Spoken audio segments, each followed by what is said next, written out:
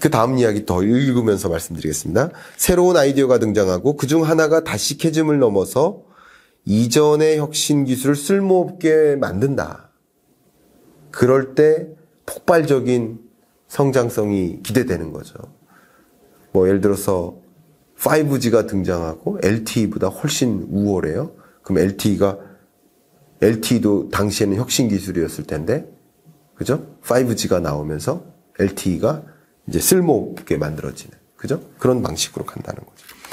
스페이스X가 출현하기 전에는 무언가를 궤도에 올리는 과정은 매우 위험할 뿐이고 복잡하고 돈도 굉장히 많이 들었는데, 스페이스X 이후에 그 무언가 궤도에 올리는 그 비용이 절감되고 위험한 일이 아니고, 그렇게 되면서 이 우주 경제가 탄생하게 되는 것이다. 시장 경제에 들어오게 된 것이다. 이렇게 비유하고 이제 그게 도입부다. 이렇게 얘기를 합니다. 스페이스X는 궤도에 진입하는 과정을 저렴하게 만들었을 뿐 아니라 모든 사람이 볼 수 있게 가격을 공개함으로써, 그러니까 그 비용을 지급받고 스페이스X는 그 무언가를 궤도에 진입시켜 주죠. 그러니까 발사 서비스 같은 걸 제공해 주는 거죠. 발사 서비스 기업인 거죠. 그 과정을 투명하게 만든 거죠. 스페이스X의 차기 발사체인 스타쉽은 궤도 진입을 훨씬 더 저렴하게 만들 것이다. 그래서 스페이스X가 우주선 발사 비용을 낮추고 가격을 투명하게 공개함으로써 첫 번째 도미노를 무너뜨리고자 큰 위성 하나 대신 값싸고 정교한 소형 위성 여러 기기를 우주로 보내는 것이 가능해졌다. 그러면서 이 책의 47페이지에 그래프가 나옵니다. 그 그래프를 여기 제가 CG로 제공해 드리겠습니다. 여기 삽입된 CG를 좀 보시고요. 보시면 우주 경제에 대한 민간 시장의 자본 투자를 보여주는데, 스페이스X 설립 이후에 보세요. 2012년을 기점으로 스페이스X 이전과 이후를 구분해 보세요. 그래프가 어떻게 됩니까?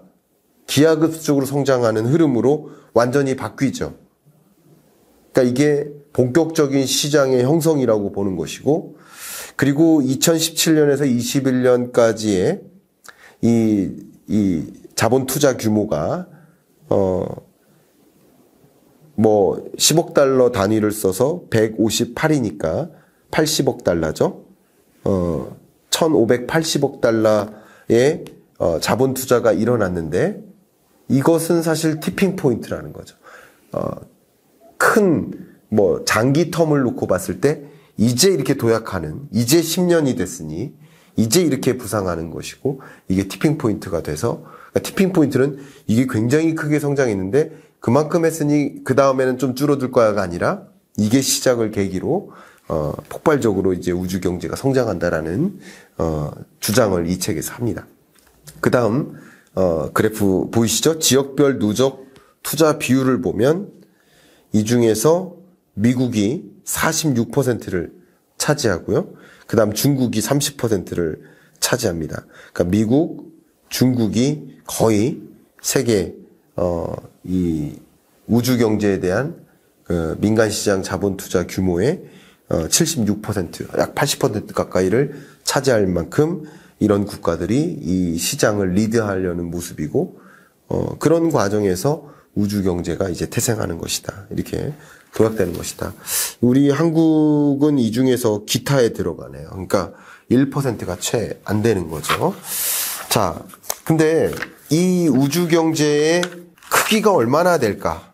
그 우주 경제는 어떤 모습일까? 이 부분을 제가 좀 설명을 드려야 되는데, 그 부분과 관련해서 좀 명확히 그 설명을 제시해 줄 만한 그 표가 있거든요. 이따가 이 표를 제시해 드리면서 우주 경제의 6대 산업이 있는데, 그 6대 산업이 어떤 모습인지를 지금부터 좀 설명을 드리도록 하겠습니다.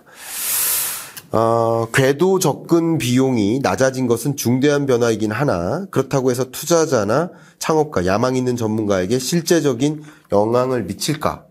스페이스X 산하의 스타링크 같은 우주 인프라 기업을 세우는 일은 여전히 값싼 노트북을 구입해 모바일 앱을 프로그래밍하는 것보다 훨씬 어려우며 돈도 훨씬 많이 든다.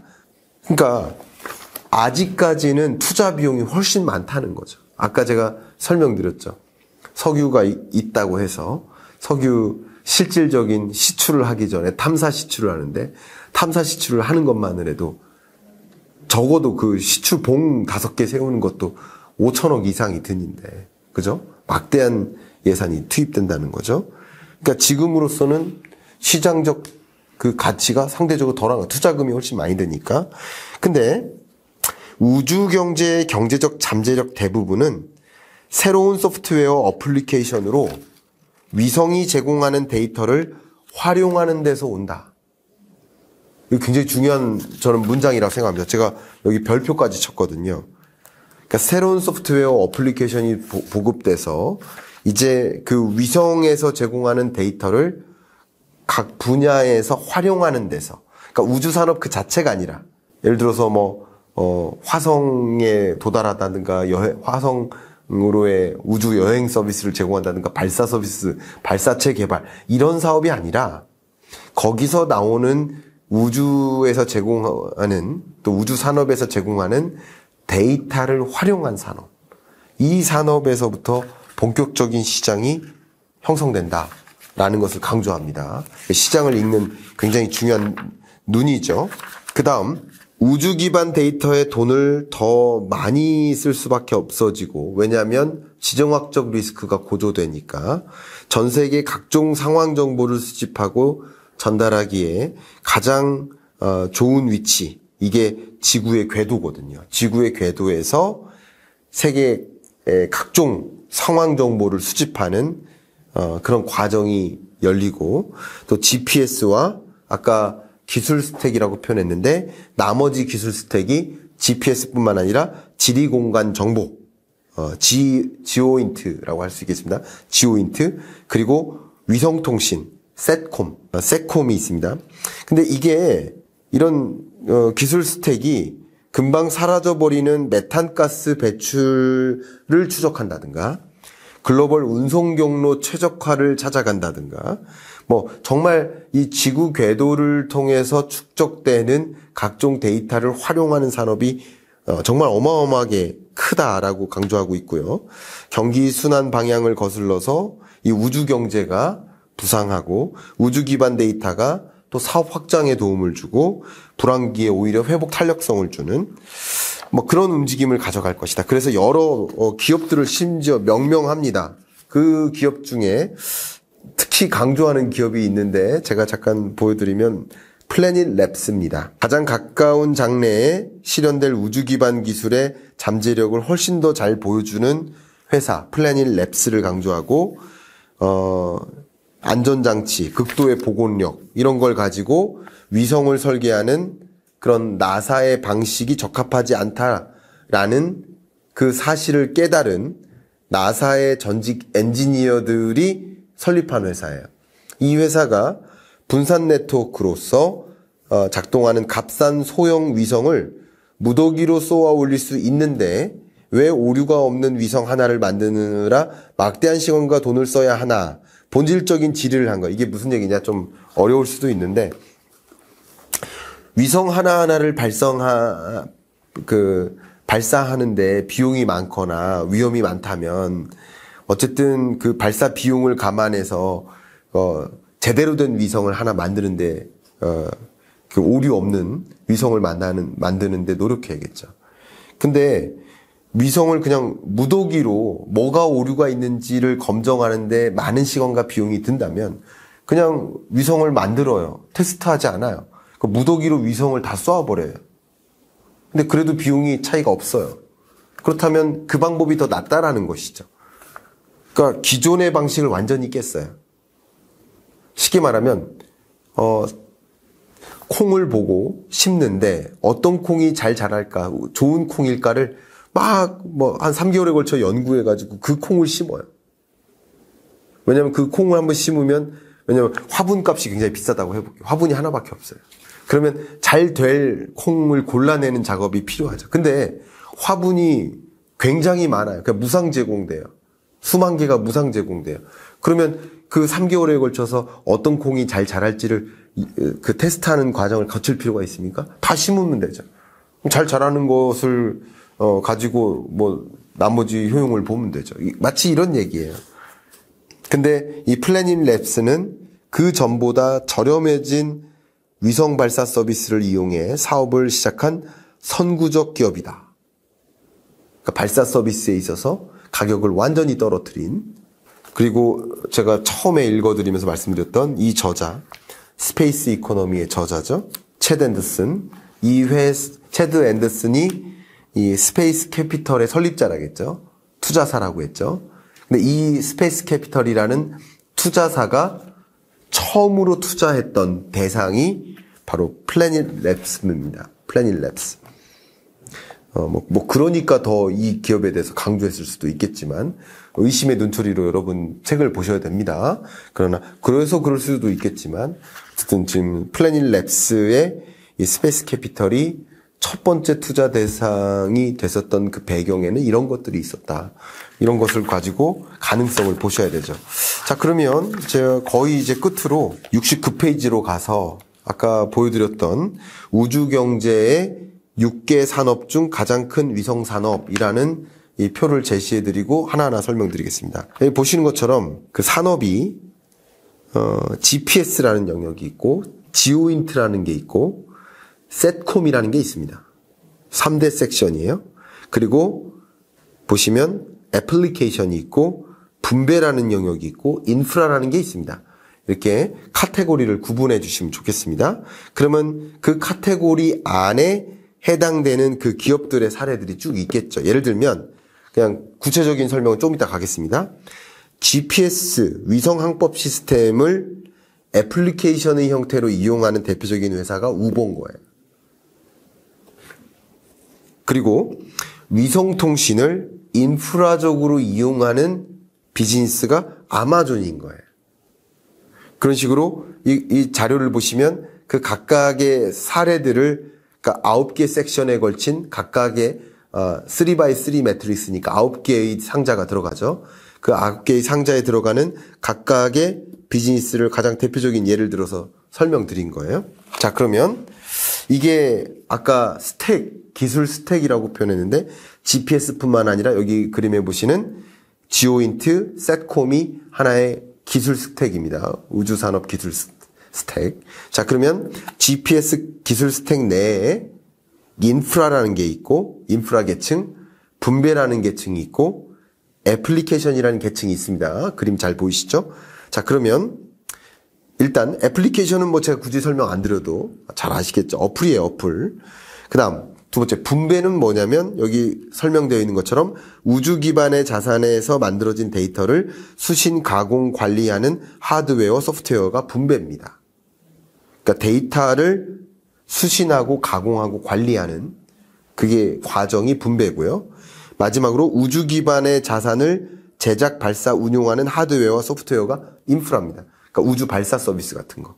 그래서 GPS, 지오인트, 셋콤이라는 영역에서 각각 애플리케이션 분배 인프라와 만나는 나의 3x3 매트릭스가 각각의 산업 섹터라고 볼 수 있겠습니다. 자, 그러면 GPS도 보겠습니다. GPS는 우리가 길을 찾을 수 있도록 도와주는 위치 신호 아니겠습니까? 이게 전 세계를 뒤덮고 있지 않습니까? 근데 거기에 나아가서 지리공간 정보, 즉 센서가 탑재된 위성을 통해 그곳이 어디든 간에 그곳에 무엇이 있는지 정확하게 보여주는 게 지오인트 기술입니다. GPS는 위치 기반 데이터고요. 그걸 기반으로 해서 그 위치에 무엇이 있는지를 정확하게 보여주는 것. 그게 지오인트. 되셨죠? 그 다음 지오인트가 또 지오인트 인프라 회사가 있고 지오인트 분배 회사가 있고 지오인트 어플리케이션이 있죠. 근데 뭐 그 부분은 제가 설명을 제가 축약하고요. 그 다음 셋콤은 위성통신입니다. 위성통신 여러분 잘 아시겠지만 한 장소에서 다른 장소로 데이터 전송을 책임지는 기술이죠. 그래서 가장 가시적으로 구현하는 것이 스타링크고, 스타링크의 군집 위성은 조만간 데스밸리에서 에베레스트 산 정상에 이르기까지 지구상의 모든 지점에 끊이지 않은 무선 고속 데이터 접속 서비스를 제공할 것이다. 위성통신 기반의 무선 고속 데이터 접속 서비스를 제공할 것이다. 이게 기반이 되지 않으면 사실은 자율주행차는 통용되기가 쉽지 않죠. 왜냐하면 자율주행차는 vehicle to vehicle, 자동차와 자동차, vehicle to infrastructure. 예를 들어서 신호등과 교신을 해야 돼요. vehicle to pedestrian, 보행자죠. V to P, 그러니까 이런 걸 다 뭐라고 해요? V to X, vehicle to everything과 실시간으로 무수히 많은 데이터를 서로 주고받아야 돼요. 수많은 지나가는 자동차들과 실시간으로 소통하면서 데이터를 주고받으면서 달려야 돼요. 그러면 뭐 통신이 제가 섬에 놀러 가는 걸 참 좋아하는데 가까운 섬에 배 타고 한 1시간만 가도 전화가 잘 안 돼요. 인터넷 접속이 안 돼요. 완전 자율주행이라는 게 가능하겠습니까? 제가 극단적인 사례를 들어드렸지만 그만큼 위성통신이 기반이 됐을 때 vehicle to everything이라는 것이 가능하고 자율주행차가 운용이 가능해요. 그럼 자율주행차를 생산하는 기업은 그리고 그 자율주행차를 이용하는 소비자는 자동차 더하기 통신 서비스가 결합된 상품을 이용하는 거예요. 이해가시죠? 예를 들어 우리 TV를 집에 놓으면 그 통신 서비스 TV를 이용할 수 있는 통신 서비스를 가입하지 않으면 채널 3개밖에 안 나오잖아요. 마치 그런 거예요. 자율주행차를 사도 통신 서비스 가입하지 않으면 자율주행 운용이 불가능해요. 그러면 그 자율주행차가 운용이 되는데 기반이 되는 게 다 뭐예요? 위성통신인 거예요. 그러니까 이건 또 자율주행차는 그 수많은 사례 중에 하나에 불과해요. 그러니까 그만큼 우주산업은 굉장히 크다라고 할 수 있고 그 위성통신에 기반한 그 인프라, 하드웨어와 소프트웨어 사업을 하고 있는 또 기업 중에 하나가 아마존인 거고요. 그 사례를 제시해드렸습니다. 이만큼 우주 경제를 구성하는 그 산업 섹터는 굉장히 크다라는 것을 좀 강조하겠습니다. 정말 우주 경제 지도를 그리다라는 챕터나 정말 그 미래 유망한 그 우주 경제를 이끌 리더 기업들 쭉 나열해주고 있고 또 그런 영역에서 어떤 새로운 창업들이 있을 것이며 그런 이야기들이 쭉 명확하게 책에서 제시를 해주고 있습니다. 그래서 저는 개인적으로 이 책을 보면서 과연 우주 경제 가능할까? 이게 얼만큼 그냥 막연했죠. 좀 의심도 있고요, 솔직히. 근데 여러분들도 아마 저와 함께 제가 일부만 읽어드렸습니다만 우주 경제가 막연한 게 아니구나. 당장 내 앞에 있는 미래일 수도 있겠구나. 라고 관심을 갖는데 투자 의사결정 같은 경우는 여러분 스스로 의사결정 내리는 거지만 이런 우주 경제의 흐름을 충분히 이해하고 바로 이 우주 경제를 나의 것으로 가져가시는데 오늘 이야기가 좀 도움이 되지 않으셨을까 이런 의견을 드립니다. 끝으로 이 책 348페이지에서 제공해주는 그 하나의 문구가 있거든요. 우주 경제의 미래에 대해서 좀 울림 있는 문장이 있습니다. 여러분 잘 아실 만한 아르키메데스. 이분이 어떤 말씀을 하셨냐면 나에게 충분한 길이의 지렛대와 지렛대를 괸 수 있는 지렛목을 주면 지구라도 들어올리겠다라고 말했다. 그러니까 지렛대가 있고 지렛대를 운용할 수 있는 지렛목이 있죠. 이게 지렛목이겠죠. 그죠? 여러분 아시죠? 지렛목이 있겠죠. 그럼 이 두 가지만 있으면 지구도 지렛대를 이용해서 들어올리겠다. 이렇게 표현한 거예요. 나는 우주 경제가 그런 지렛목, 즉 누구라도 인류를 위해 놀라운 일을 성취할 수 있는 받침대라고 믿는다. 그러니까 지구라도 들어올릴 수 있는 것이 지렛대라고 한다면 그런 지렛목, 그런 지렛대는 아마도 이 우주 경제가 그것이 될 것이다라는 표현까지 했습니다. 여러분 오늘은 그냥 마치 그 책을 같이 읽어나가고 저와 함께 저의 해석을 좀 담은 저의 이제 독서 감상문 같은 그런 영상으로 준비를 해봤는데 여러분께 덜 익숙했었던 상대적으로 그런 우주 경제에 대해서 조금 더 가까이 다가갈 수 있고, 이게 그냥 막연하게만 이해했거나 좀 의심의 마음으로 들여다보셨던 분들께 우주 경제가 그런 것이구나 라고 느끼실 수 있는데 도움이 됐기를 바라면서, 스페이스 이코노미 체드 앤더슨, 저에게도 좀 많은 상상과 그리고 현실을 깨닫게 해준 좋은 책이었다라고 추천해 드리면서 이상 마무리하겠습니다. 감사합니다.